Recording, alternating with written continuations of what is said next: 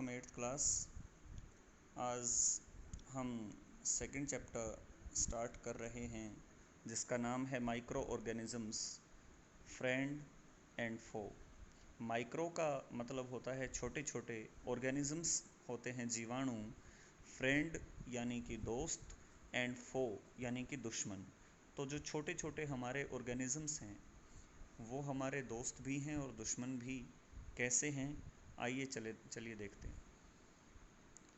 तो जो टॉपिक हम कवर करने वाले हैं इस चैप्टर में, वो टॉपिक्स हमारे हैं माइक्रो ऑर्गेनिजम्स, उनकी क्या क्या कैरेक्टरिस्टिक्स हैं।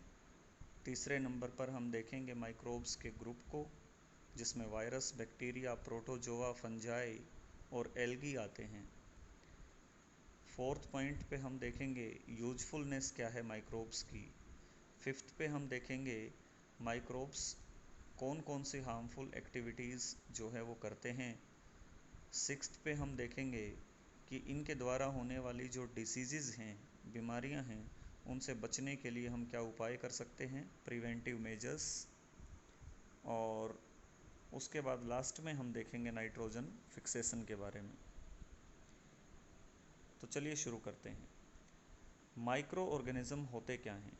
The tiny organisms which can not be seen with unaided eyes, यानी आँखों पे बिना लेंस वगैरह लगाए वो छोटे छोटे ऑर्गेनिजम्स जिनको आप नहीं देख सकते, they are known as microorganisms, या शॉर्ट में इनको कहते हैं माइक्रोब्स। तो बच्चों याद रखिएगा, आगे से हम इतना बड़ा नाम नहीं लेंगे, माइक्रो ऑर्गेनिजम्स को हम माइक्रोब्स बोलेंगे। और माइक्रोब्स को आप केवल माइक्रोस्कोप की हेल्प से देख सकते हैं। अगर देखना है तो आप तालाब में से कुछ पानी लीजिए और वाटर जो ड्रॉप होती हैं, ड्रॉपलेट्स, यहाँ देखिए फिगर में मैंने आपको दिखाया भी है कि ये एक माइक्रोस्कोप है, जिसमें ध्यान से देखने पर आपको बहुत सारे माइक्रो ऑर्गेनिज्म उसमें अलग अलग शेप के दिखाई दे जाएंगे। माइक्रोब्स की स्टडी करने की जो साइंस है उसको हम माइक्रोबायोलॉजी कहते हैं, और वो साइंटिस्ट जो माइक्रोब्स की स्टडी करते हैं उनको हम माइक्रोबायोलॉजिस्ट्स कहते हैं। अब हम माइक्रोब्स की चार मेन कैरेक्टरिस्टिक्स देखते हैं।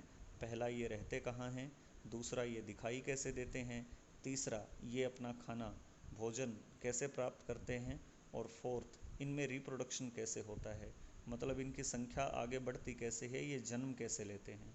तो पहले बात करते हैं कि ये पाए कहाँ जाते हैं, रहते कहाँ हैं। तो जो जहाँ रहते हैं घर को हम हैबिटेट कहते हैं। तो हैबिटेट अगर देखें माइक्रोब्स का, तो दे अकर एवरीवेयर ऑन अर्थ। ज़मीन पे आपको मिलेंगे, पानी में मिलेंगे, एयर में मिलेंगे, इनसाइड द, यहाँ तक कि लिविंग ऑर्गेनिजम्स जो होते हैं, एनिमल्स होते हैं, ह्यूमन बीइंग्स होते हैं, उनकी बॉडी में भी ये पाए जाते हैं। दिखाई देने में कैसे हैं, तो यूनिसेलुलर हो सकते हैं, मल्टी सेलुलर हो सकते हैं। यूनिसेलुलर मतलब एक सेल से मिलकर के बने हुए हो सकते हैं, एक से ज़्यादा सेल से मिलकर बने हो सकते हैं। जैसे हम इंसानों में बहुत सारी सेल्स होती हैं बॉडी में, तो हम मल्टी सेलुलर हैं। और यूनिसेलुलर में आते हैं बैक्टीरिया आते हैं और अमीबा आते हैं, जिनमें सेल ही एक होती है। और अगर बात करें तो ये अकेले भी आपको दिखाई दे जाएंगे, अकेले भी रहते हैं और कॉलोनीज़ बना के भी रहते हैं। न्यूट्रिशन की अगर बात करें तो अपना खाना खुद सिंथेसाइज कर सकते हैं। तो अगर अपना खाना खुद बनाएंगे तो ऑटोट्रोप्स कहलाते हैं, और अगर अपना खाना कहीं बाहर से प्राप्त करते हैं, भोजन प्राप्त करते हैं, तो कहलाएंगे हेट्रोट्रोप्स। रिप्रोडक्शन की बात करें तो दो पेरेंट्स के थ्रू भी रिप्रोडक्शन हो सकता है, जिसको हम सेक्सुअल कहते हैं। और जिस रिप्रोडक्शन में पेरेंट्स इन्वॉल्व नहीं होते और फिर भी अगर ये आगे वृद्धि करते हैं, आगे इनकी संख्या बढ़ती जाती है, तो वो रिप्रोडक्शन एसेक्सुअल रिप्रोडक्शन कहलाता है। और ज़्यादातर माइक्रो ऑर्गेनिज्म एसेक्सुअल रिप्रोडक्शन से ही रिप्रोडक्शन करते हैं।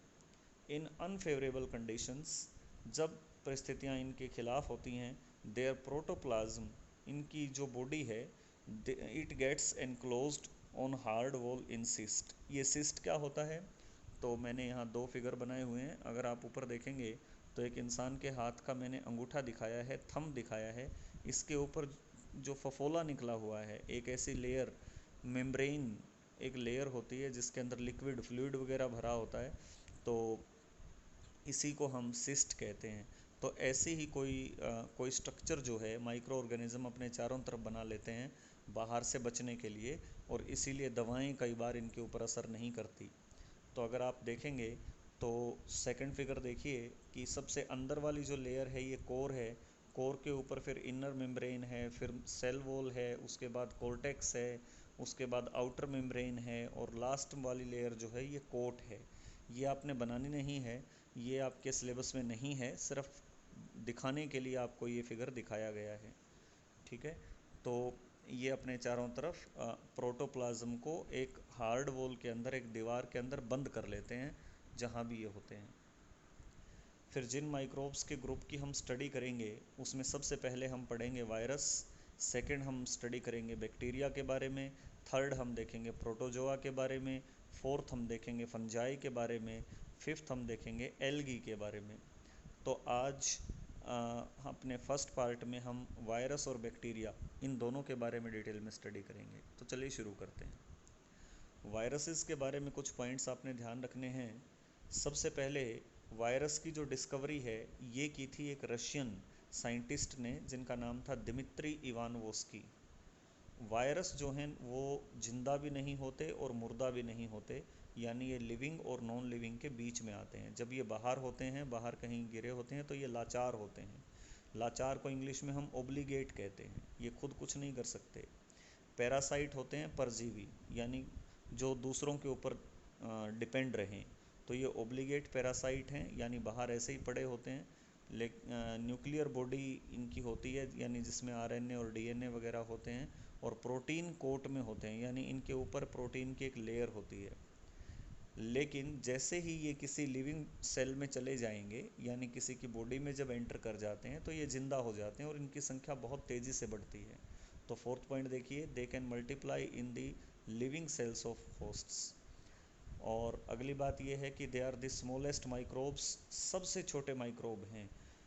इतने छोटे हैं कि इनको देखने के लिए सिंपल माइक्रोस्कोप भी नहीं काम करता, इनको देखने के लिए स्पेशल माइक्रोस्कोप आपको लगाना पड़ेगा, जिसको हम इलेक्ट्रॉन माइक्रोस्कोप कहते हैं। इनका साइज़ 0.015 से लेकर 0.2 माइक्रोन्स तक का होता है, जो कि बहुत छोटा है। एग्जाम्पल्स में टीएमवी है, टोबैको मोज़ेक वायरस, ये हम फर्स्ट चैप्टर में स्टडी कर चुके हैं। एचआईवी आता है, ह्यूमन इम्यूनो डेफिशिएंसी वायरस, जिसकी वजह से एड्स होता है। और सारे ही वायरस आपने याद रखना है पैथोजेनिक होते हैं। पैथोजेनिक मतलब होता है डिसीज़ कोजिंग वायरस होते हैं, यानी बीमारी पैदा करने वाले। कुछ वायरल डिजीज़ जो हैं वो नीचे मैंने लिख के दिखाई हैं। फ्लू है, इन्फ्लुएंज़ा को शॉर्ट में हम फ्लू कहते हैं। कॉमन कोल्ड भी आता है, जुकाम, कफ भी आता है, खांसी, स्मॉल पॉक्स आता है, चेचक के दाग होते थे पहले।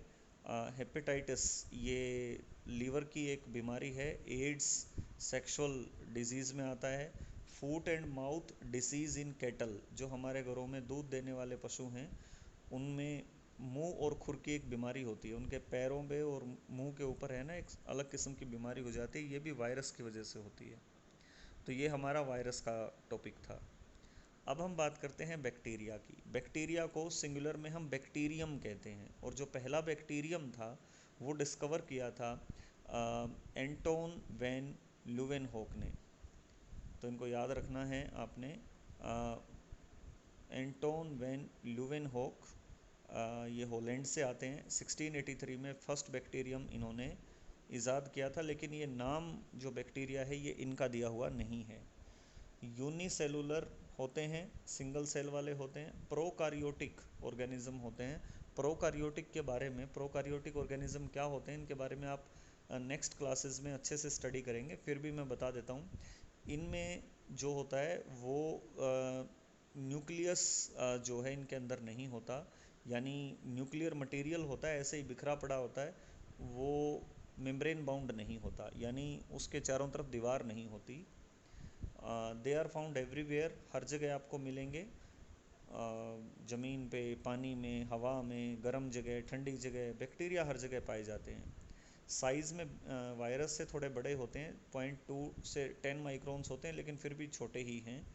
सेक्सुअली रिप्रोडक्शन अगर हो तो उस प्रोसेस का नाम इनमें कॉन्जुगेशन होता है। अदरवाइज ज़्यादातर जो बैक्टीरिया हैं वो बाइनरी फिशन से रिप्रोड्यूस करते हैं। बाइनरी फिशन कैसे? बाइनरी का मतलब दो होता है, फिशन का मतलब टूटना।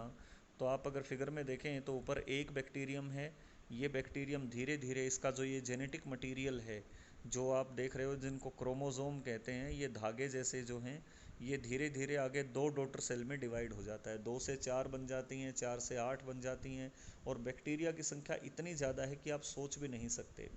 कुछ एक मिलीलीटर पानी में, यानी आप 1 ग्राम अगर मिट्टी ले लें तो उसमें करोड़ों बैक्टीरिया आपको मिल जाएंगे। तो इतना तेज़ी से बढ़ते हैं ये। इनकी शेप की बात करें तो डिफरेंट शेप्स होती हैं, ये शेप के बेस पे ही आपने याद रखने हैं। और इनमें न्यूट्रिशन का मोड अलग अलग होता है। एग्जाम्पल मैंने आपको बता रखे हैं, जेंथोमोनास और इशेरचिया कोलाई। इशेरचिया कोलाई को हम शॉर्ट में ई कोलाई भी कहते हैं। ठीक है, देखिए शेप के आधार पर बैक्टीरिया 4 टाइप के हैं। अगर सफेरिकल शेप में है तो हम कोक्साई कहेंगे, एक है तो कोकस कहेंगे, एक से ज़्यादा हैं तो कोक्साई। रोड शेप अगर है तो रोड शेप के बैक्टीरिया को हम बेसिलाई कहते हैं, सिंगल को बेसिलस। कोमा शेप का अगर बैक्टीरिया है तो उसको हम विब्रियो कहते हैं, सिंगल को हम कहेंगे विब्रियम। और स्पाइरल शेप का अगर बैक्टीरिया है तो उसको हम स्पाइरेला कहते हैं, और सिंगल है तो स्पाइरेलम कहते हैं। बैक्टीरिया में न्यूट्रिशन दोनों टाइप से हो सकता है, ऑटोट्रोफिक भी और हेट्रोट्रोफिक भी। ऑटोट्रोफिक मतलब जो अपना खाना खुद सिंथेसाइज कर सकते हैं। कुछ बैक्टीरिया इसके लिए सनलाइट का यूज़ करते हैं तो वो फोटोसिंथेटिक होते हैं, जैसे ग्रीन सल्फर बैक्टीरिया। कुछ बैक्टीरिया जो हैं वो लाइट का यूज़ नहीं करते, केमिकल का यूज़ करते हैं, तो उनको हम कीमोसिंथेटिक कहते हैं, जैसे कि नाइट्रीफाइंग बैक्टीरिया, ये नाइट्रोजन का यूज़ करते हैं। हेट्रोट्रोफिक अपना खाना खुद नहीं बना सकते, इसमें सेप्रोफाइटिक, सिम्बायोटिक और पैरासिटिक 3 टाइप के बैक्टीरिया आते हैं। सेप्रोफाइटिक बैक्टीरिया कुछ एंजाइम्स अपनी बॉडी से छोड़ते हैं, सिक्रीट करते हैं फूड को ब्रेक डाउन करने के लिए, तोड़ने के लिए। सिम्बायोटिक बैक्टीरिया जो हैं वो दूसरे ऑर्गेनिजम्स के साथ रहते हैं, live in close association with other organism. जैसे राइजोबियम आप देखेंगे तो राइजोबियम बैक्टीरिया लेगुमिनस जो प्लांट्स होते हैं, जैसे बरसीम वगैरह है, फलीदार जो पौधे होते हैं, उनकी गांठों में पाया जाता है, जड़ों में गांठें होती हैं।